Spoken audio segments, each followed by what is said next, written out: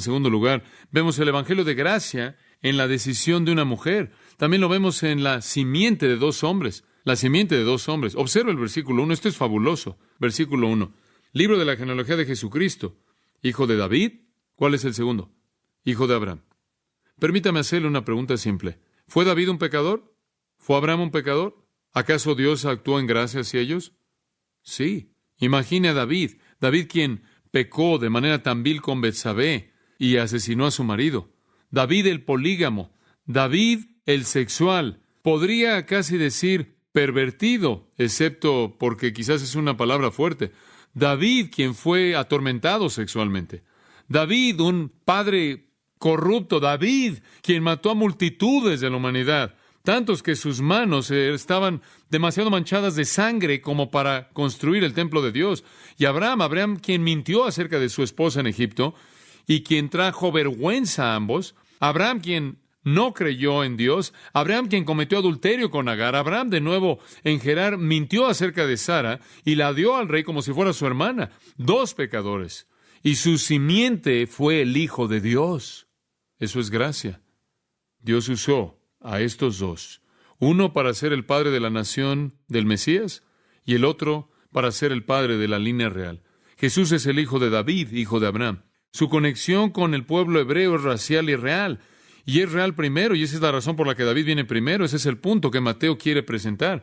Y por cierto, la gracia fue extendida a cada uno de estos hombres, inclusive en la simiente. Digo, piénselo. Oh, dice usted, pero David se enderezó y también Abraham. Bueno, muy bien, pero ¿qué hay acerca de su simiente? ¿Qué hay acerca de Salomón e Isaac? Por ejemplo, el hijo de David, a quien David vio para que diera el siguiente paso en este maravilloso cumplimiento, terminó siendo una terrible, terrible tragedia. Su historia es un fracaso, es un fiasco desastroso, a pesar de su naturaleza pacífica, a pesar de su sabiduría sin paralelo. Salomón vivió una vida de torpeza asombrosa, insensatez. Él sembró las semillas de pecado al casarse con mujeres extranjeras. Y él fue más allá de su padre al tener cientos de mujeres y concubinas que desviaron su corazón del Señor, dice la Biblia. El hijo de la carne de David fue una decepción. El hijo de la carne de David sacudió la unidad de Israel. Y Dios tenía todo el derecho de cancelar su promesa en algún punto cuando viniera un hijo mayor de este hombre, pero no lo hizo.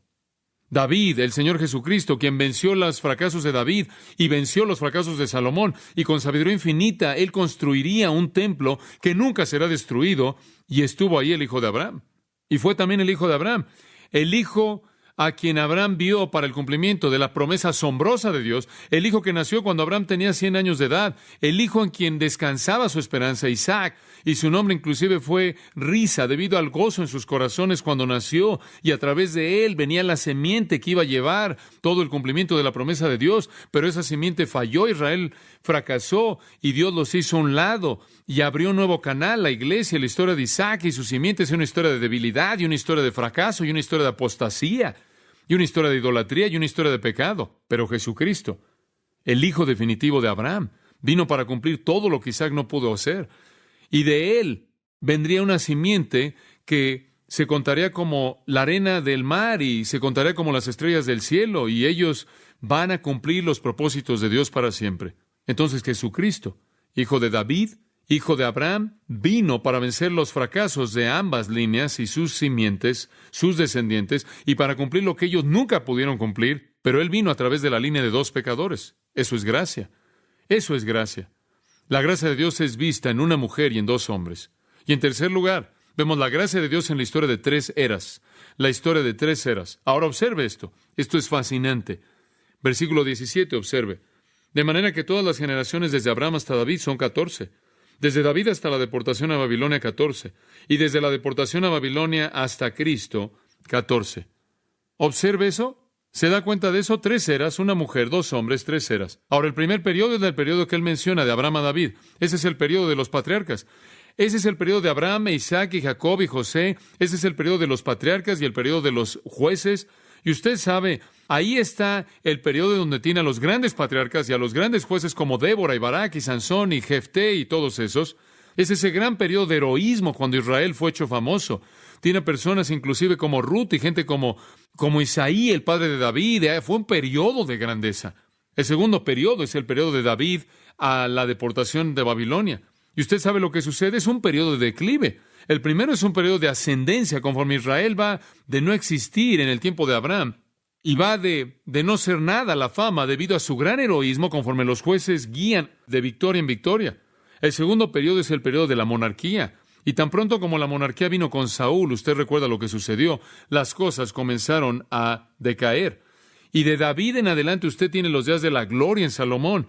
Pero después de Salomón, la tragedia sobre la tragedia vino y siguió a la tragedia, y de vez en cuando tenemos un pequeño vistazo de un Josafat en la genealogía, tiene un pequeño vistazo de Ezequías, tiene un pequeño vistazo de un Josías, y son buenos y piadosos, pero lo que parece dominar son los Roboams y los Asas y los Manasés, quienes fueron hombres malos. Y es un periodo de apostasía, y es un periodo de degeneración, y en últimas termina en la devastación y destrucción de Israel en la cautividad de Babilonia. Dice usted, ¿cuál es el tercer periodo? El tercer periodo es de la cautividad a Cristo. ¿Y sabe en qué consiste ese periodo? No sabemos nada, difícilmente sabemos algo de esto. Es un periodo envuelto por oscuridad. Son 600 años de no tener información, de fechas, de nombres que ni siquiera conocemos. Abiud, Eliakim, Azor, Sadoc, Akim, Eliud, Eleazar, Matán, Jacob. No conocemos estas personas. Entonces la historia de Israel es la historia de 3 eras. La genealogía nacional de Jesús es una de patos y gloria mezclados, una de heroísmo y también de fracaso, una de renombre y de oscuridad. Pero a lo largo de esto, aunque la nación está descendiendo, finalmente ellos terminan maldiciendo y escupiéndole a su propio Mesías. No obstante, a través de esa nación el Mesías viene, y de nuevo le digo, eso es gracia. Él es un rey de gracia. La gracia de Dios fue dada, como es evidente en una mujer, 2 hombres y 3 eras en la historia de una nación decadente. Finalmente, la gracia de Dios es vista en la inclusión de 4 rechazadas.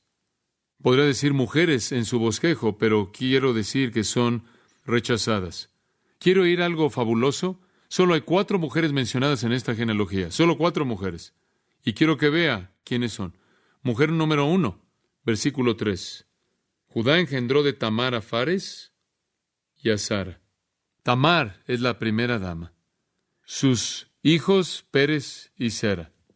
¿Qué hay acerca de Tamar? ¿Qué tipo de mujer fue Tamar? Permítame presentársela a partir de Génesis 38. Escuche. Y se le dijo a Tamar, diciendo, y no tengo todo el tiempo para entrar a todo esto, Judá quería una mujer, una esposa para su primogénito, y entonces tomó esta dama. Se le dijo a Tamar, diciendo, aquí tu suegro viene a Timná a trasquilar a sus ovejas. Este es Judá, su suegro, y ella se quitó su atuendo de viuda, su marido había muerto, ella se cubrió con un velo, se vistió, y como pueden ver, se arregló, se sienta ahí en un lugar abierto, ahí camino a Timná, porque vio que Sela había crecido y no había sido dada a ella como esposa a él. Esa es otra historia, no vamos a entrar en eso. Y cuando Judá la vio, él pensó que era una ramera, porque se había cubierto el rostro, y se volvió a ella y dijo, ven, te ruego, déjame entrar en ti. Ven conmigo, vamos ahí, acompáñame. Quería acostarse con ella. Y él no sabía que era su nuera. Y ella dijo, ¿por qué me vas a dar algo? ¿Qué me vas a dar para que puedas entrar en mí? Digo, hay un precio. No hago esto para nada.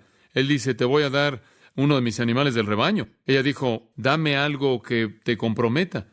Dame un cheque, por así decirlo, para que yo sepa, hasta que lo envíes. Y él dijo, ¿qué te voy a dar? Ella dijo, dame tus brazaletes, dame el cayado de tu mano. Y él le dio a ella estas cosas personales y entró a ella y ella concibió. Ella fue una mujer agradable, ¿verdad? Una mujer agradable, Tamar. Incesto. Y fue una ramera. Dices, por favor, ¿qué está haciendo en la línea mesiánica? Una ramera, escucha. ¿Quieres oír lo peor? De esa concepción vinieron 2 gemelos, Pérez y Sera. ¿Sabes lo que es sorprendente en esto? Son los siguientes en la genealogía de la línea del Mesías. Permíteme presentarte a la siguiente dama. Y va hacia abajo a partir de aquí. Versículo 5. Salmón engendró de Rahab a Boz. Cuando usted dice Rahab, ¿cuáles son las siguientes palabras que vienen a su mente? La ramera. Rahab era una mujer cananea. Era una despreciada, impía, gentil, inmunda, idólatra, una mala mujer, una prostituta profesional. Josué capítulo 2 nos cuenta de ella, no necesitamos verlo. Ella, dice ahí que los espías, cuando llegaron a Jericó, entraron y vinieron a la casa de una ramera llamada Rahab. Ella era una ramera, una prostituta. Pero observe, de ella vino Boaz. ¿Y sabe algo acerca de Boaz? Oh, qué hombre tan piadoso, qué hombre tan piadoso. Y hay una tercera mujer aquí. Observa el versículo 5 de nuevo. Nos dice ahí que Boaz engendró de Ruth a Obed. Ruth. ¿Con quién se casó Boaz? Con Ruth. Dice usted, Ruth no fue una prostituta. Ruth fue una mujer de Dios. Ruth no fue culpable de incesto. No, tiene razón. Pero ¿sabe usted quién fue Ruth? Ella fue gentil. Ella fue una despreciada. Y le voy a decir algo más. Génesis 19, versículo 30. Y Lot salió de Sor y moró en la montaña, y sus 2 hijas con él, porque temía morar en Sor. Y él moró en una cueva, él y sus 2 hijas. Y ahí está Lot en una cueva con sus 2 hijas. Este es Lot con sus 2 hijas. Y la mayor de las hijas le dijo a la más joven: nuestro padre ya es de edad y no hay un hombre en la tierra que entre a nosotros, siguiendo la costumbre de toda la tierra. Ven, embriaguemos a nuestro padre y acostémonos con él para que preservemos simiente de nuestro padre. Y lo que hicieron fue emborrachar al padre y tratar de que el padre produjera semilla en ellos, incesto. Y ellos hicieron que el padre tomara vino esa noche. La mayor entró y se acostó con el padre, y él no sintió cuando se acostó o cuando ella se levantó. Él estaba tan embriagado que ni siquiera supo lo que estaba pasando. Y sucedió al día siguiente que la mayor le dijo a la menor: he aquí estuve anoche con mi padre, hagámoslo tomar vino esta noche también, y tú entra y acuéstate con él para que preservemos simiente de nuestro padre. Hicieron al padre tomar vino esa noche. Es trágico. Ni siquiera tuvo la suficiente valentía como para defenderse a sí mismo en contra de que alguien lo hiciera tomar y lo emborrachara. Y la más joven se levantó, se acostó con él, y él no sintió cuando se acostó ni cuando ella se levantó. De esta manera, ambas hijas de Lot terminaron embarazadas por su padre. Y la mayor dio a luz a un hijo y lo llamó Moab. Él es el padre de los moabitas hasta el día de hoy. ¿Y quieres saber quién era Ruth? Ruth era una moabita. Ella nació a partir de una relación de incesto. Ella misma fue una mujer pura. Ella fue la esposa de Boaz. ¿Y quiere escuchar algo maravilloso? Ella se volvió la abuela de David. Pero ella nació de una tribu de personas que eran culpables de incesto. De hecho, Deuteronomio 23:3, la nación moabita entera es maldecida por Dios. Deuteronomio 23:3 literalmente maldice a la nación entera. Y aquí Dios recoge a una dama maldecida, nacida de una relación incestuosa con las hijas de Judá. Ahora, ya hay 3 damas interesantes. Estas son las únicas 3. Solo queda una más. ¿Quiere conocer a la siguiente dama en la genealogía? Al final del versículo 6, Isaí engendró al rey David, y el rey David engendró a Salomón, de la que fue mujer de Urías. ¿Quién es esta? Betsabé. Betsabé, de acuerdo con 2 de Samuel, capítulo 11, capítulo 12, ella estaba bañándose y David la vio y dijo: esa es la que quiero. La trajo, tuvo una relación sexual con él, produjo un hijo. Ella era una adúltera. Tiene 2 rameras, una que nació de incesto y una adúltera, y son las únicas 4 damas mencionadas en la genealogía entera de Jesucristo. Ahora, ¿qué cree usted que es el mensaje? ¿Dios es un Dios de qué? De gracia. ¿No le da gusto? A mí me da gusto. Gracia. ¿Y sabe una cosa? Yo creo que esta genealogía literalmente fue un golpe que Mateo asestó contra los judíos.